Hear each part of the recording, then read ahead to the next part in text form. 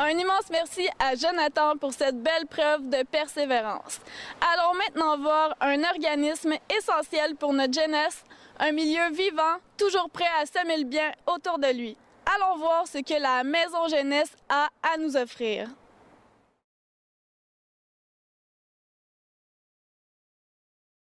Bonjour, moi c'est Lucie Tran, je suis intervenante à la Maison Jeunesse. Je suis intervenante plus à l'hébergement, ouais.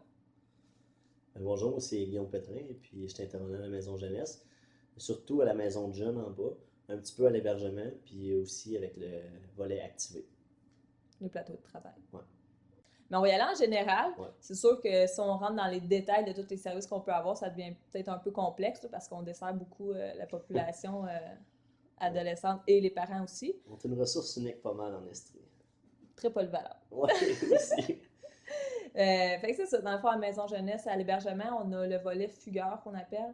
Ça, ça le dit, c'est pour accueillir les fugueurs, que ce soit souvent pour un 24 heures, parce que c'est comme notre temps limite qu'on a pour les avoir ici à la Maison Jeunesse, là, si on pense plus au niveau légal. Fait que c'est sûr qu'on est ouvert 365 jours par année, 24 heures sur 24, 7 jours sur 7, que ce soit Noël, jour de l'an. On ne choisit pas c'est quand il y a des crises à la maison, fait qu'on est toujours ouvert. Fait que c'est ça, on a l'accueil fugueur qui est 24 heures. Sinon, on a aussi l'accueil dépannage 24-48 heures qu'on appelle. Ça, c'est quand il y a une crise à la maison puis que le jeune ou les parents ont comme besoin d'une pause, là, ou souvent, ça va être les deux parties qui ont besoin d'une distance physique, disons. Bien, si on a de la place ici à l'hébergement, bien, il n'y a pas de problème, on accueille le jeune pour un 24 ou un 48 heures, tout dépendamment c'est quoi les besoins spécifiques là, de la situation. Ça donne un répit, dans le fond, autant aux jeunes qu'aux parents. Oui, parce que c'est un autre contexte. Si le jeune, il faut qu'il soit volontaire, ça, c'est le critère numéro 1 à la Maison Jeunesse. Parce que physiquement parlant, on n'est pas une bâtisse qu'on peut empêcher les jeunes de sortir. Fait que si le jeune n'est pas volontaire, on ne peut pas l'accepter ici, on ne peut pas l'accueillir. Fait que c'est ça pour le dépannage 24-48 heures en très général, là, si je peux dire. Sinon, on a aussi le volet répit familial. Ça, c'est de 1 à 30 jours qu'on peut dire. C'est par rapport à la famille, avec les ados aussi. Si jamais il y a une crise à la maison, plusieurs crises, souvent c'est de l'accumulation. Fait que les jeunes, les parents, ils ont comme on a besoin d'aide, on a des choses qui ne fonctionnent pas, qu'on aimerait ça travailler. Fait qu'on fait une rencontre d'information avec la famille, l'intervenant du C3S s'il y en a un ou un autre intervenant, là. Puis le jeune aussi, on explique c'est quoi la Maison Jeunesse, comment ça se passe à l'hébergement, parce que c'est sûr, comme dans n'importe quel organisme, on a un code de vie. Il y a des objectifs à atteindre. Ouais, le jeune c'est qui vient ici en 0-30 jours, il y a des objectifs à atteindre. Qu'on fait durant la première rencontre. Puis la famille aussi à travailler de son côté. C'est vraiment, on veut travailler avec le volontariat de tout le monde. Oui, c'est ça. Fait que, tu sais, dès la première rencontre, on explique c'est quoi les services de la Maison Jeunesse, puis on regarde c'est quoi les objectifs qu'on veut atteindre. Tu sais, c'est-tu que le jeune, il se responsabilise un petit peu plus par rapport à des tâches ou juste son fonctionnement à chaque jour, là. Fait qu'on regarde ça, puis c'est ça qui va être établi dans le fond tout au courant du mois, puis on s'arrange avec l'équipe d'intervenants qu'on progresse vers ces objectifs-là. Ça, c'est pour le répit familial. On a notre plus gros service, je peux dire, c'est le stage de transition pour les jeunes de 16 à 17 ans qui veulent aller en appartement. Fait que ça peut aller jusqu'à un maximum de 6 mois que les jeunes y habitent ici. Puis dans le fond, c'est vraiment un accompagnement pour développer leur autonomie puis la responsabilisation, que ce soit par rapport au budget, que ce soit par rapport à l'alimentation. Ben, c'est une approche vraiment personnalisée. Oui. On part avec les besoins du jeune, où ce que le jeune est rendu, on part d'où ce qu'il est rendu. Selon on veut sa réalité. Ouais, on veut l'emmener vers l'autonomie la plus complète possible. Mm. C'est les besoins de base, des fois. Il faut partir des besoins de base, puis après ça, on monte un peu. Ouais. Ça, c'est ouvert. Dans le fond, on a des jeunes du centre jeunesse, des jeunes du C3S qui ont des intervenants au C3S ou juste dans la société en général. Demande parentale. Oui, ça peut être ça. Puis on couvre vraiment toute l'Estrie, fait de la méga-antique, je te dirais Granby, Richemont. On est la seule ressource qui offre ce genre de... Un hébergement pour mineurs. Oui. Ouais. Puis juste l'an passé, dans le fond, on a desservi, pas environ, on a desservi 362 personnes à l'hébergement. Que ce soit, oui, c'est un gros chiffre, mais on est une grande équipe d'intervenants pour ça aussi. Ouais. Puis dans le fond, sur ces 362 personnes-là, ben, on a eu 133 jeunes hébergés. Ça, ce qui veut dire que les autres, ben, on a comme réussi à accompagner, coaching parental qu'on appelle, là, les parents ou les ados pour éviter justement qu'il y ait un accueil à l'hébergement ici. Parce qu'on est quand même, on peut répondre aux demandes parentales par téléphone. Là. S'il y a des problèmes, des fois, on fait du coaching parental. Ou sinon, on fait aussi des suivis externes avec certains jeunes qu'on a déjà eu dans le passé. Puis, Oui, ça fait partie de notre service, justement, de l'hébergement. C'est les suivis externes. C'est pas parce qu'un jeune a terminé comme son séjour à la maison jeunesse que c'est comme OK, bye, ciao, bye, t'es parti, puis la maison jeunesse, c'est ça, on continue d'être là. Fait que c'est pour ça qu'on continue de faire du coaching parental ou quoi que ce soit avec les parents.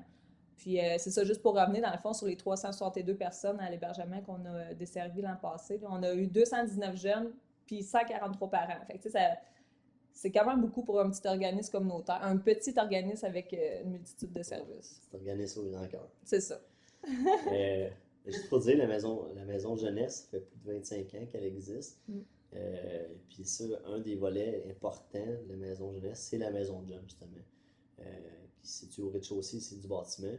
On est ouvert dans le fond du mardi au samedi. Et puis les soirs, plus le samedi, on est ouvert dans l'après-midi et le soir. Donc là, on a une bonne moyenne de jeunes, environ 50 jeunes par soir qui se présentent ici à chaque fois que la maison des jeunes est ouverte. Puis différentes activités. On a une table de pool, on a une scène musicale avec des instruments, on a des coins ordinateurs, on a un coin artistique.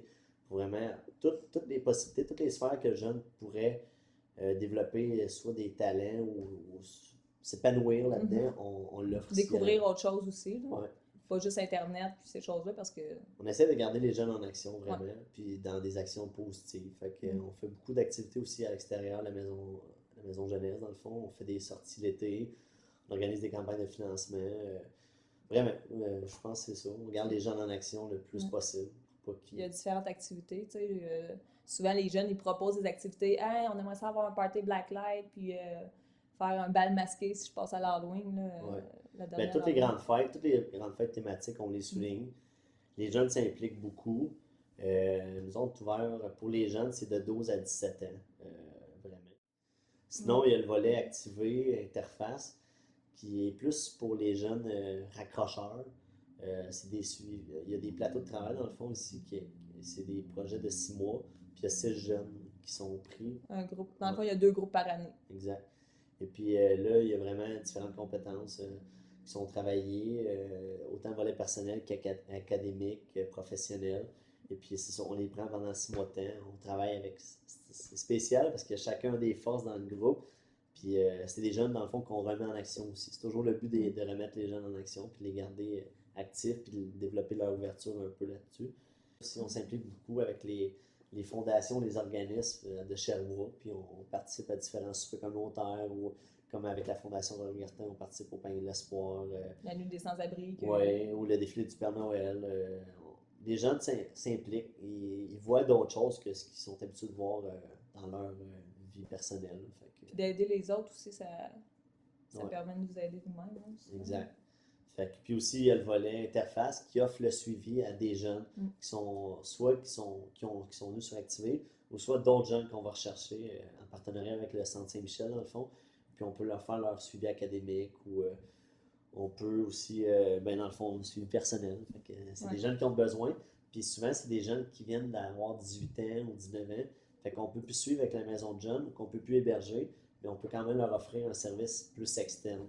On reste présent quand même pour eux. Exact. Puis on les réoriente aussi vers d'autres organismes qu'eux peuvent les prendre en charge ou qui sont plus outillés. Fait que, c'est un service d'accompagnement, pour l'interface.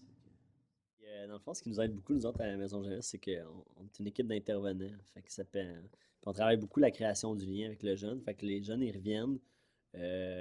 On a des jeunes, des fois, qui viennent à la Maison de jeunes. Finalement, ils viennent après ça pour le scolaire, où on les revoit une couple d'années pour l'hébergement. Vu qu'on a plusieurs services, puis on est une grosse équipe d'intervenants, on peut vraiment aider les jeunes dans plusieurs secteurs de sa vie. Et puis, c'est ça, on prend le temps. Oui, c'est ça, on prend le temps d'être là pour eux, puis on mise vraiment sur la création du lien, parce que si à la base, on n'est pas capable de créer un lien avec le jeune, comment on va être capable de l'aider de façon significative, puis de façon honnête et authentique, si on peut dire. Ouais. Parce que le jeune peut bien commencer à dire ce qu'il veut sur sa situation juste parce qu'il faut qu'il le dise, ou bien non, il le dit parce qu'il a vraiment créé un lien, puis il a besoin d'en parler, puis il décide d'en parler. Les jeunes aussi, le fait qu'on travaille avec le volontariat des jeunes, ils sont prêts, ils ont quand même fait la première démarche, sont prêts à accepter notre aide, si je peux dire ça comme ça. Puis des fois, c'est ça.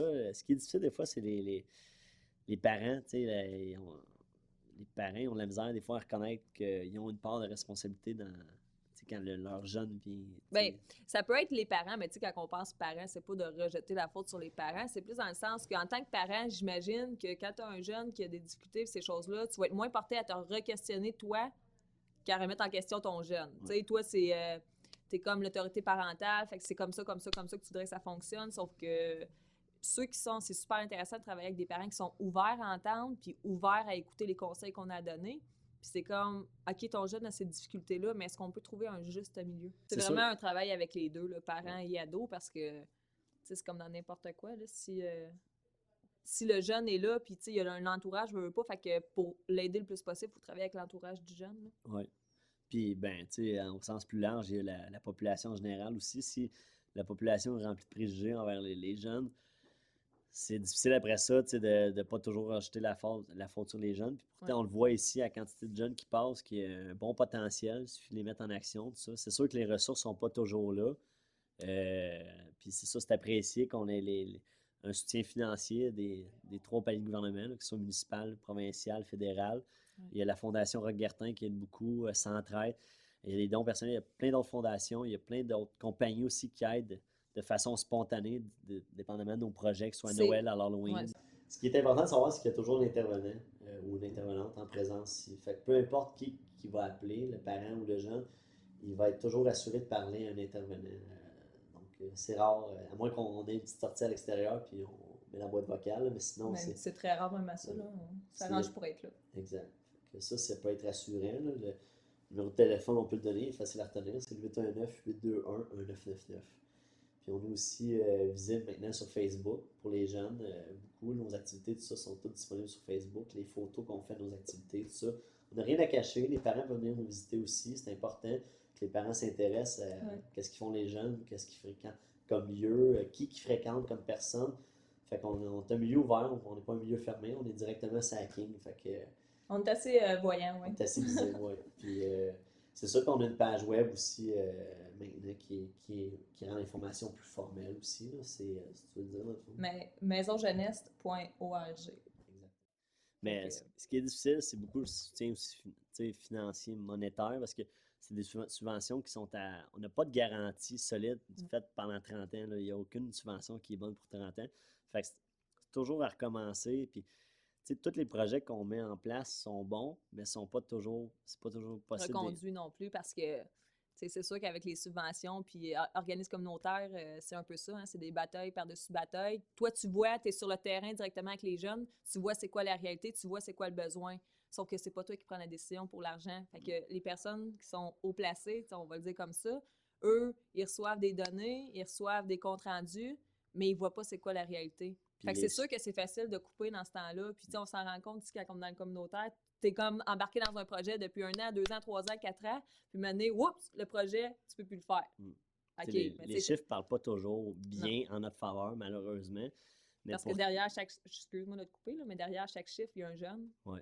Puis tu sais, la réalité, c'est quand les projets, on les fait, on les bâtit tellement...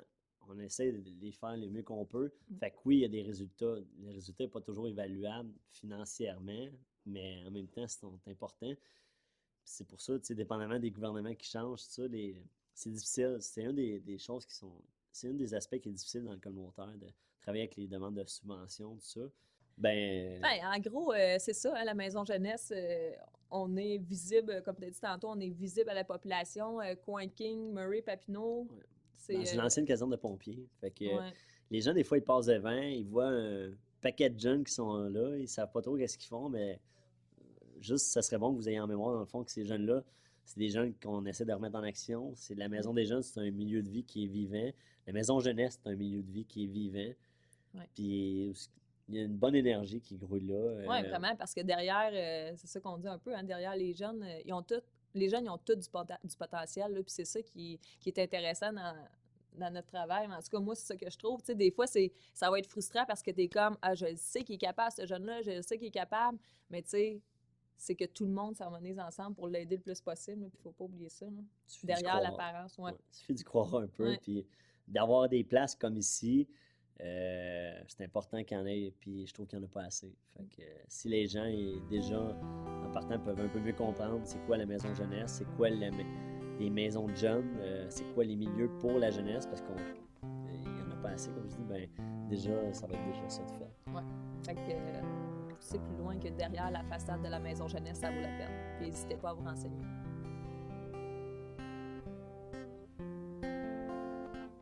J'espère que cette émission vous a plu. Merci et n'oubliez pas que chaque personne dans la rue a une histoire.